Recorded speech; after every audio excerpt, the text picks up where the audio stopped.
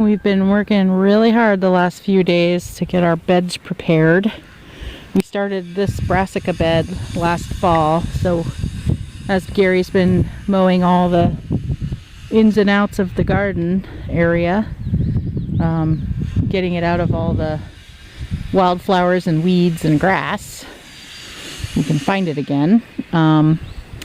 He's been piling the grass up in this row. So once he does that, I then put this composted manure on top, and I make holes down all the way down to the ground where it's moist, and I make the compost fall down into the hole, so they're not really, the roots aren't touching the grass, they're touching compost all the way down to the ground, so their tap roots can get really strong and reach the water underneath the ground. Our water table is very high here. We have had very little issues with drought, even in the years when we didn't have a lot of water, rain.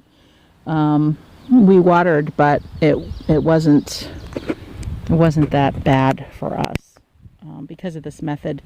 Once they get a little bigger, we will put more grass on top to suppress weed growth and to keep moisture in.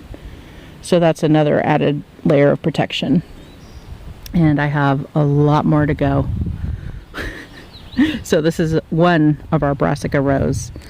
And then right here should be another row, but it's all grown in and overgrown because we didn't really do much with this row last year. I have one lonely kale plant that survived the winter that we're going to get seeds off of very soon. It's flowered.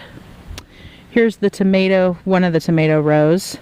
Normally we rotate through the beds, but this year I'm doing an experiment. We're basically just going to plant where we planted last year.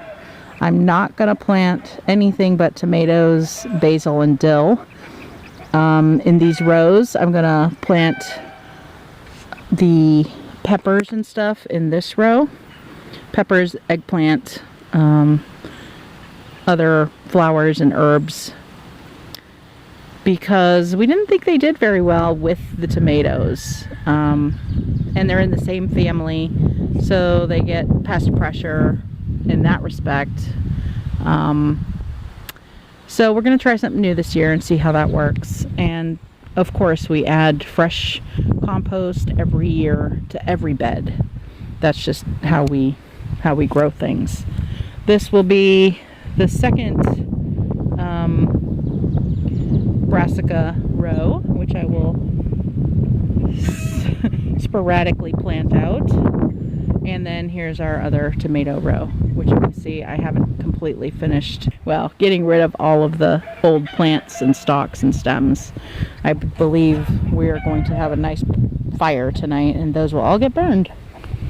So once I do that, I have to lay down all of the irrigation line, the drip line, because we put that underneath the piles of grass as we build the beds up, so that the irrigation is under, not above. We don't want any of the leaves getting wet because that spreads disease.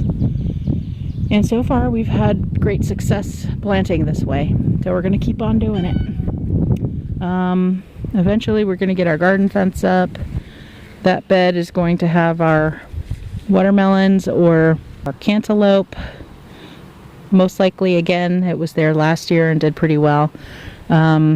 These are our three sisters' beds. We've already put tons of compost from the winter clean out of the chicken coop. So next step is covering them with grass. They've had plenty of time, over a month, to really get that nitrogen back down into the ground and start decomposing nicely. So we've done this for 3 years in a row now, and it works great. We have big, beautiful, healthy corn. Our squashes do amazing. The beans do great when I get them in there on time. So you saw in my greenhouse video this past week that we have tons and tons of squash to plant. So that's where that's going to go. I spent a good hour completely weeding this garden bed out. I think I'm going to do pole beans and bush beans in here, all 3 colors. So that's my plan for this bed. And I still have this one to weed out. We did cucumbers a few years ago and I haven't done anything in this bed since. And you can't even tell there's a bed here, can you? But there is. So I've got to weed that little bed out and recapture it from the wilderness. Here's our other garlic bed. It's doing pretty good. So yeah, that's what's going on in our main crop garden area. Not a whole lot yet, but we're working on it. Every day we get a little further, and that's all we can do, really. All right, good health to you all. Happy spring, almost summer. Thank you for being here with us on our homesteading journey. If you like what we're doing, please give us a thumbs up, subscribe, and click on the bell to be notified of our new movies. From Maine.Homestead.Project, I'm Victoria. And I'm Gary. From our homestead to yours, have a productive and beautiful day.